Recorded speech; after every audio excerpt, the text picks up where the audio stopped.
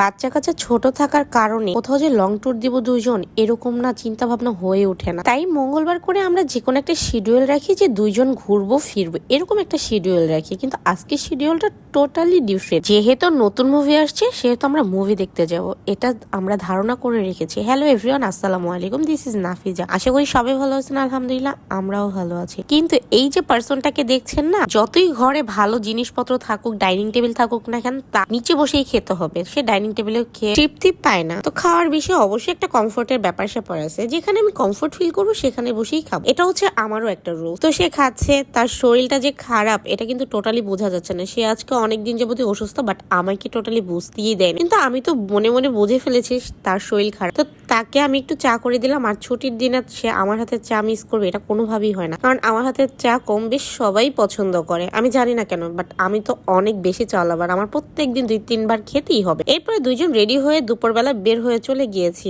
এখানে আলিশবাকে মাসফিকে বরাবরের মতো আম্মুর কাছে রেখেই গিয়েছি, আর যাচ্ছি আমরা মুভি দেখার উদ্দেশ্যে। সংসারের বড় ছেলেদের না অনেক বেশি দায়িত্ব থাকে, কিন্তু তাই বলে না মা বাবা ভাই বোন তারা না কোনো কিছু বুঝতে চায় না। এই মানুষটা যে দেখছেন কতই না কষ্ট করে যায়, তার সাথে যে বসবাস করে একমাত্র সেই ফেস করে যে আসলে তার সাথে কি ঘটনাগুলো ঘটতেছে। সে যে এতটা অসুস্থ তাও মুখে হাসি নিয়ে চলাফেরা করে, জানে আমি দেখলে কষ্ট পাবো, বাচ্চা দেখলে কষ্ট পাবে, তাই সর্বদা মুখে হাসি রাখে। সে বুঝতেই দেয় না আমার চোখে দেখা সংসার প্রতিটা বড় ছেলের উপরই এত বড় একটা রেসপন্সিবিলিটি থাকে, কিন্তু এটা কখনোই ফ্যামিলিরা বুঝে না। সবসময় আমরা তার কাছেই চাহিদা করে যাই। কথা বলতে বলতে এই তো আমরা বসুন্ধরায় চলে এসেছি, আর আমাদের যেহেতু টিকিট কাটা ছিল অনলাইনে, এখন টিকিটগুলো আমাদের কালেক্ট করতে হবে, আর আমরা টিকিটগুলো অনলাইনেই কেটেছিলাম। আর আমি তো অলওয়েজ লেট পার্টি, আমার কথা আর নাই বলি। আমি যেখানে 2টা বাজে যাওয়ার কথা সেখানে আমি যেতে যেতে 3টা মাস্ট বি বাজবি। আমাদের মুভির টাইমটা ছিল 1:50, কিন্তু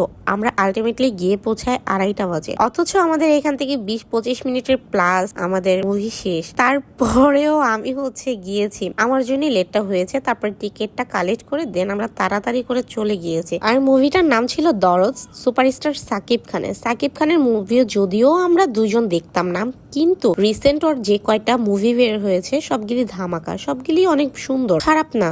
কিন্তু ওর মুভিগুলি এখন কেন জানি আমাদের কাছে ভালো লাগে, তাই ওদের কোনো মুভিগুলি এখন আমরা মিস দেই না। তা আমরা চলে গিয়েছি, এর মধ্যে তো মুভি অনেকখানি চলে গেছে। এরপরে যতটুকু দেখলাম ভালোই লেগেছে, খারাপ লাগে নাই। কিন্তু নায়িকাটাকে আমার ভালো লাগে নাই, কিন্তু সাকিব খান নায়িকাকে এত বেশি ভালোবাসতো মুভিতে দেখিয়ে বোঝা গিয়েছে। আসলে মুভির মতন যদি জীবনটা হইতো কতই না ভালো হইতো, তাই না? কিন্তু আমাদের জীবনটা একদম ব্যতিক্রম, কোনোভাবেই মুভির মতন না। এরপর ব্রেক চলে এসেছে, আর মুভি দেখতে যাবো, পপকর্ন খাবো না তা কি হয়? পপকর্ন খাবো আর মুভি দেখবো, এটার একটা মজাই আলাদা। এরপর লাস্ট মোমেন্ট যতটুকু দেখে বুঝলাম সাকিব খান নায়িকার জন্য অনেক বেশি পাগল থাকে, এই আর কি। নায়িকাটা তো সুসাইড করে মারাই যায়।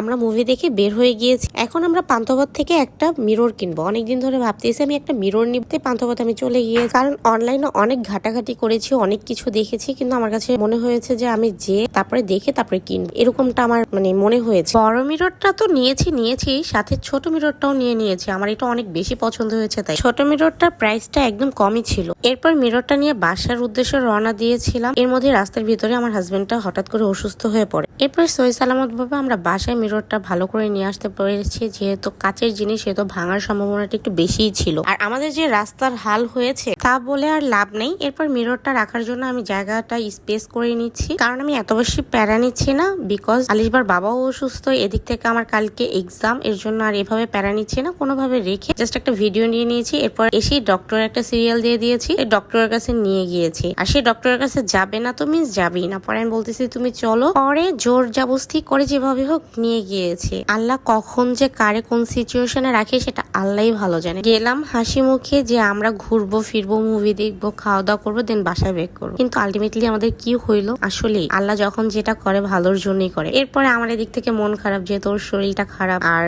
একজন হাজবেন্ডের শরীর খারাপ থাকলে অবশ্যই তার ওয়াইফের মন খারাপ থাকবে, এটাই স্বাভাবিক। পরে আমি ফার্মেসি থেকে মেডিসিন নিয়ে বাসায় যাচ্ছিলাম, আর এদিক থেকে রাস্তা কাটতেছে মানুষ দাঁড়ায় দাঁড়ায় এমন ভাবে দেখতেছে মনে হচ্ছে কি মিষ্টি দিচ্ছে। আচ্ছা এদেরকে যদি ধাক্কা মেরে কেউ ফেলে দেয় তখন ওনারা কি করবে? বাসায় আসছে, বড় মেয়ে তাকে ওষুধ খাওয়াতে সাহায্য করছে, আর এদিক থেকে ছোট মেয়ে স্মাইল দিচ্ছে তার পাপাকে দেখে। তার পাপার শরীর খারাপ, সেও বুঝতে পেরেছে। সবাই আমার হাজবেন্ডের জন্য বেশি বেশি দোয়া করে দিবে যেন সে সুস্থ হয়ে যায় অনেক তাড়াতাড়ি। আজকের ভিডিওটি ভালো লাগলে অবশ্যই একটা লাইক কমেন্ট শেয়ার করে দিয়ে যাবেন, পাশাপাশি একটা ফলো দিয়ে যাবেন। আল্লাহ হাফেজ।